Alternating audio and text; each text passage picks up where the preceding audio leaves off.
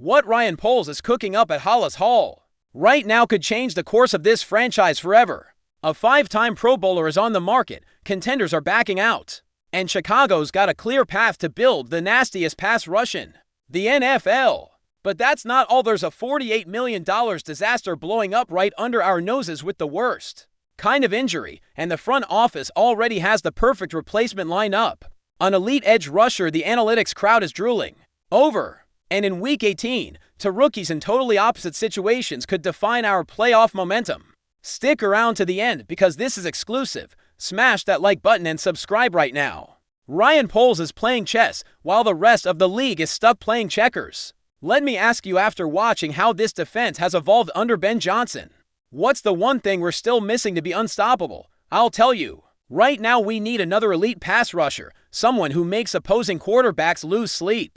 And guess what? That someone might just be Max Crosby. Listen up, Max Crosby. 5-time Pro Bowler, the guy who's been terrorizing the league since 2019, might be available. The Raiders shut him down for the last 2 games of the season, and he's not happy about it. When a player of that caliber starts getting frustrated with his team, that's when doors open, and Poles needs to kick that door down. Let me paint the full picture of who Max Crosby is. This dude isn't just another edge rusher. Since coming into the league as a 4th-round pick in 2019, he's been an absolute machine. For straight seasons with double-digit sacks, that's not luck, that's elite consistency. In 2023, he peaked with 14.5 sacks. But the numbers don't tell the whole story. Crosby is the kind of player who impacts every single snap, even when he doesn't get the sack. This year, in just 15 games before the Raiders shut him down, he racked up 73 total tackles. That's nearly 5 tackles per game for a defensive end, 10 sacks, 1 pick showing his football IQ, 6 passes defended proving his versatility in coverage, and 2 forced fumbles. But here's what really matters: his motor never stops.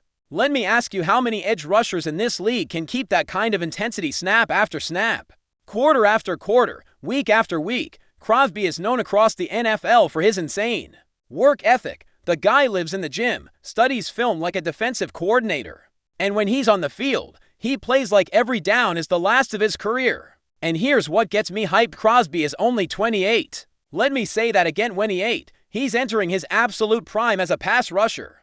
Most defensive ends hit their peak between 27 and 30.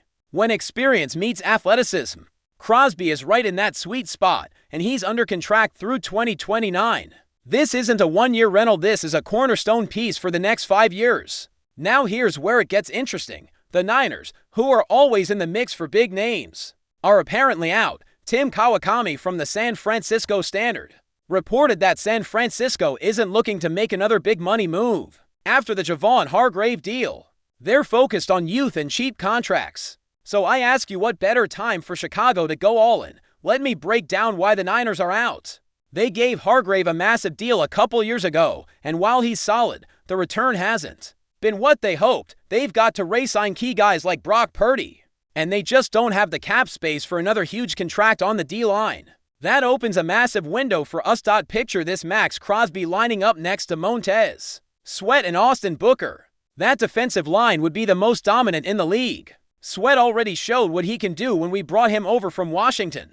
The guy's a pure speed rusher who can bend the edge like few others. 33 sacks over the last 3 seasons, including his time in Washington and Chicago. He's consistent, reliable, and young. Now add Crosby on the other side, while Sweat is bending the edge with raw speed.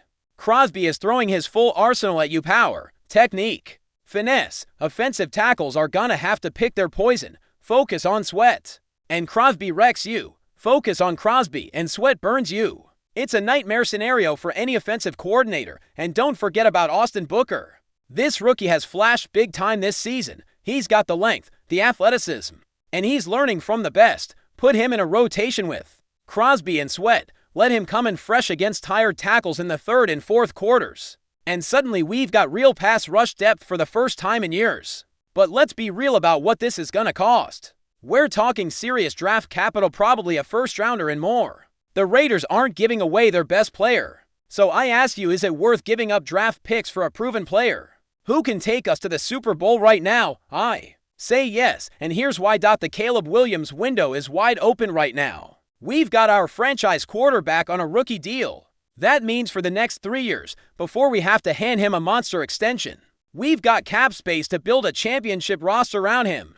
This is the window teams like the Rams took advantage of when they had Jared Goff on a rookie deal. They went all in, made it to the Super Bowl, didn't win it, but they got there. Look at what the Eagles did with Carson Wentz and later Jalen Hurts on cheap contracts. They built stacked rosters, went hard in free agency and trades, and made it to 2 Super Bowls in 6 years, winning 1. That's the formula in today's NFL. When you've got a QB on a rookie deal, you use that cap advantage to build around him, and here's what gets me even more fired up.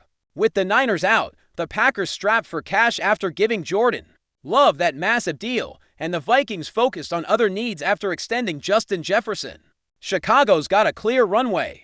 No bidding war. Poles can negotiate from a position of strength. I believe if Crosby is available, Poles is going all in. Look at his track record. When he saw the chance to get DJ Moore, he didn't hesitate. He moved draft picks, made the trade. And Moore has been exactly what we needed on offense. When we needed a pass rusher mid-season in 2023, he was aggressive and got Montez Sweat. Poles has shown he's not afraid to make big moves when the opportunity is there. Chicago's defensive tradition is legendary. From the monsters of the Midway in the 40s to the 85 defense, arguably the greatest of all time, to modern legends like Brian Urlacher, Julius Peppers, and Akeem Hicks, this city breathes defense. Bears fans don't just appreciate defense, they demand it. It's in the DNA of this franchise. And after years of watching this team struggle to generate consistent pass rush, since Khalil Mack left in 2022, we could finally have not one, but 2 elite edge rushers. I'm telling you, if Poles lands Crosby, this city is gonna erupt. Soldier Field will be a nightmare for visiting quarterbacks. Imagine Aaron Rodgers if he's still playing, or Jordan Love having to face Crosby and Sweat twice a year. That's poetic justice after years of getting torched by the Packers. If that surprised you, wait till you hear this.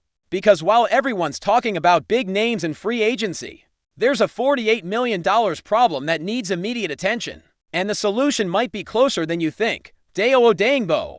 That name had us hyped last year when Poles brought him in from Indianapolis on a 3-year, $48 million deal. Let me ask you what happened. The guy was coming off an 8-sack season 2 years ago.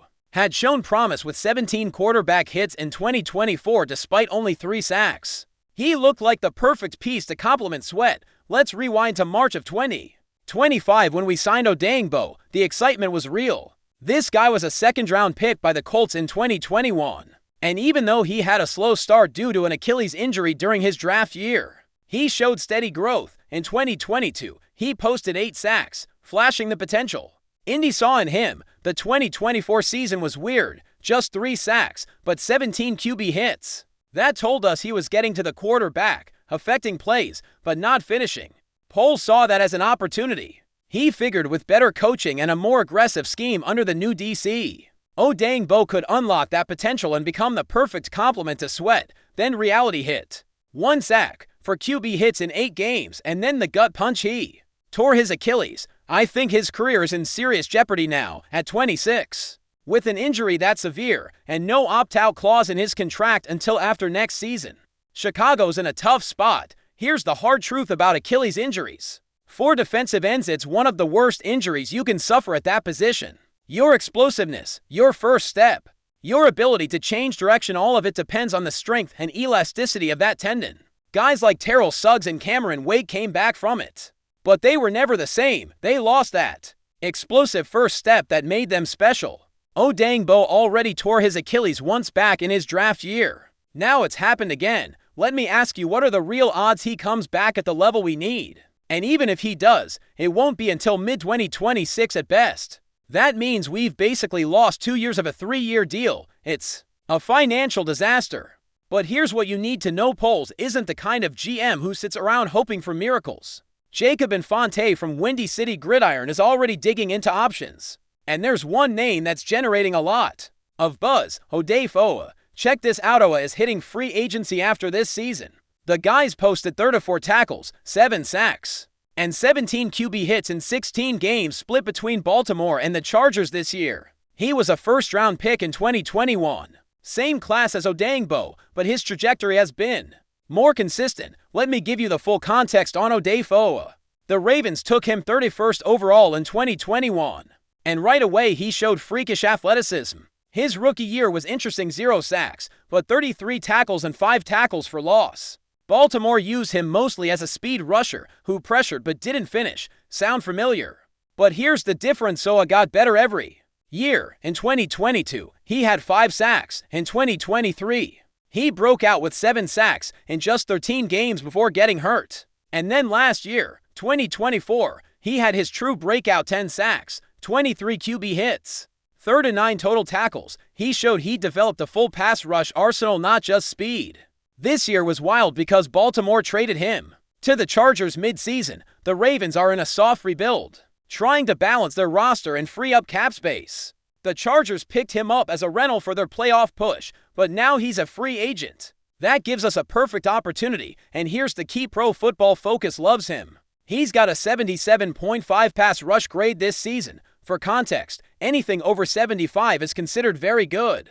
Over 80 is elite. Oa is right in that sweet spot. Even in 2023, when he had just 5 sacks, his grade was 78.5. That tells you his impact goes beyond the basic stats. PFF tracks stuff traditional stats miss: pressures that don't result in sacks, wins against tackles where the QB gets the ball out fast, run defense where the edge sets the edge and forces the back inside. Oa excels in all those areas. So let me ask you, isn't this exactly what we need? A young, proven player entering his prime, and the analytics say he's better than the box score shows. I think Oa could be the perfect answer to replace Odjebo. Now let's be real about the financial side. Chicago's not gonna have a ton of cap space this offseason. We've got to extend some key guys. Jalen Johnson probably needs a new deal soon. Montez Sweat is already on a big contract. Caleb Williams, even though he's on a rookie deal, will need an extension in a couple years. Space is tight. Oa is going to be one of the most sought-after edge rushers on the market. He's going to cost money, but I'll say this: if polls can make a few strategic cuts, free up some space, this is totally doable. And here's my breakdown of how we can make it work. First, there are some contracts we can restructure. When you restructure a deal, you convert base salary into signing bonus, which lets you spread the cap hit over multiple years instead of one. It's creative accounting, but it's legal and every team does it. Second, there are some vets we're probably gonna cut. I'm not naming names out of respect, but there are contracts on this roster that aren't pulling their weight. If we move on from a couple of those, we can free up enough space to make a real run at Oa. And just when you thought we were done, we've got to talk about Week 18 and to wide receivers in completely opposite situations, because this could decide how we enter the playoffs and how far we can go in January. Rome Odunze, the rookie, who's been a revelation this season, and now he's hurt. Foot injury.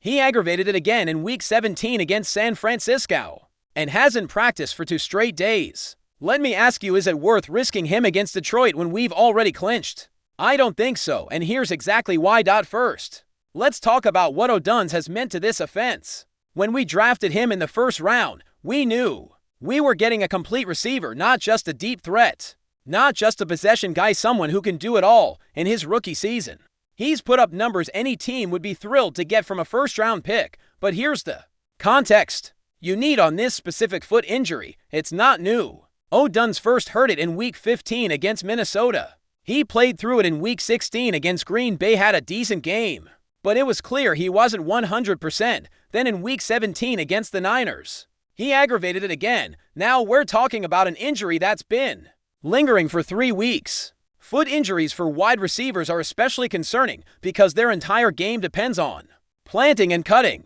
Modern route trees demand explosive changes of direction. If Odunze can't plant that foot with confidence, he can't run crisp routes, can't create separation, he basically becomes a decoy out there. Look, I know we all want the seed. I want it to. The difference between the 2nd and 3rd seed is real. The 2 seed means only 1 road game before the NFC Championship. It means potentially avoiding a tough opponent in the divisional round. But let's be smart here. Odunze has been a key piece of this offense. We can't risk making the injury worse and losing him for the entire playoffs. Because I'll tell you this, I'd rather have Odunze at 100% in the divisional round than at 60% against the Lions and then lose him for the rest of the postseason. Foot injuries that don't heal properly can turn into chronic issues that haunt players for years. Look at what happened to Julio Jones with his foot problems. Look at how it affected A.J. Green's career. These were elite receivers whose careers were altered because they played through foot injuries that needed rest. We can't make that mistake with Odunze not in his rookie year, when we've got years of elite production ahead.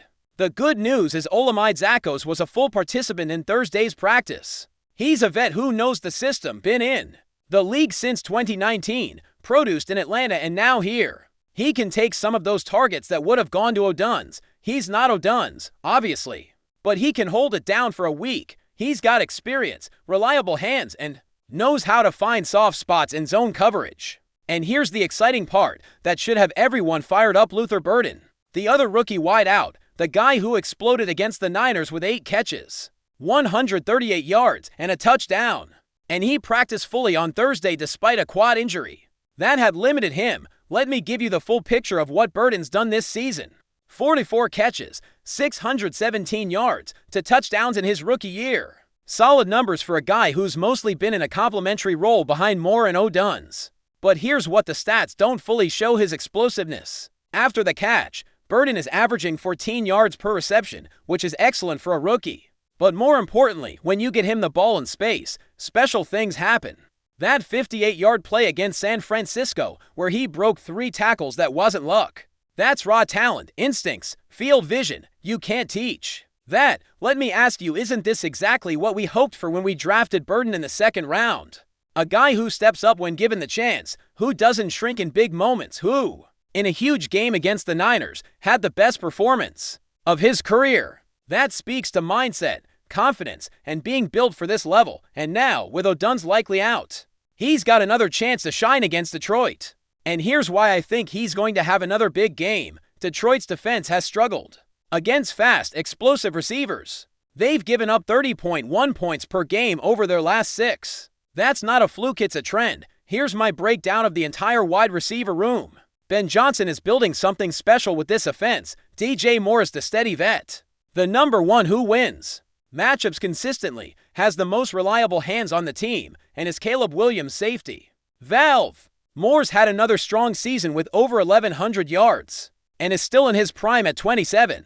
Burden is emerging as the big play threat, the guy who can turn a 5-yard screen into a 60-yard touchdown. He's the explosive element every elite offense needs, and when he's on the field, defenses have to respect him, which opens things up for everyone else. Odunze, when healthy, is the complete receiver who can do it all: run sharp routes, win contested catches, block in the run game, be the go-to guy on 3rd down.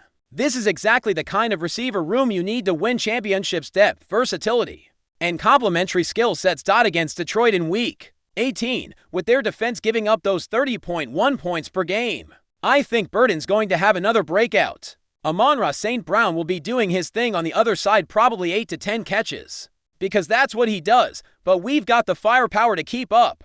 And let's be real about this game: Detroit's going to play hard. Dan Campbell isn't the kind of coach who mails it in, even if they're out of the playoff picture. That dog mentality he's instilled in that roster means they're going to fight to the final whistle. Ben Johnson knows that mentality. He came from there, was their OC for 3 years. This is going to be a physical, emotional, mental battle, but I'll tell you this: if Burden can replicate what he did against San Francisco, if our defense can contain Jared Goff, like the Vikings did last week, holding him to just 3 net passing yards, we can win this game and lock up that seed. And more importantly, we can head into the playoffs with momentum, confidence, and the feeling that this team is peaking at the right time. The key is going to be the defensive line. We need constant pressure on Goff. He's a quarterback who can carve you up if you give him a clean pocket, but under pressure, his numbers fall off a cliff. His completion percentage drops from 68 to 54 under pressure. His passer rating drops from 98 to 71. Those are numbers we can exploit. We've got to shut down Jahmyr Gibbs, who's capable of going off for 200 yards like he did against the Giants.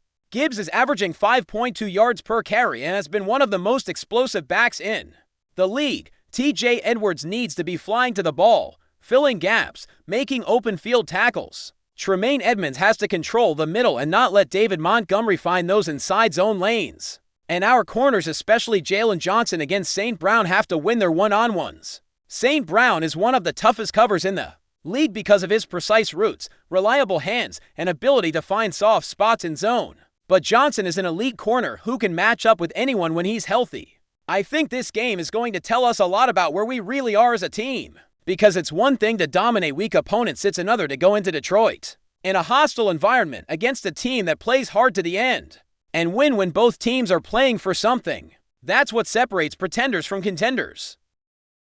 Now let me ask you, and I want honest answers in the comments because this matters. First, would you rather see Poles go after Max Crosby, even if it means giving up a first-round pick and more? Or would you prefer the more affordable option in Odjebo in free agency, keeping our draft capital to build depth? I think both moves make us better, but I want to hear what you think. Type Crosby or OWEH in the comments. Second question, and this one's gonna spark debate. Do you agree with sitting Odunze in Week 18 to have him fully healthy for the playoffs? Or do you think we need to risk it to lock up the seed? I'm all about long-term health over seeding, but I get the other side. Let me know what you think. And third, after seeing what Luther Burden did against San Francisco, after seeing how he stepped up when given the chance, do you think he's ready to be the number 2 receiver next year with Moore as the 1 and Odunze as the 3? Or does he still need another year in a complementary role? I think the future is bright with Moore, Odunze, and Burden, but the order might shift depending on how this season ends. But here's the most important thing I need you to understand.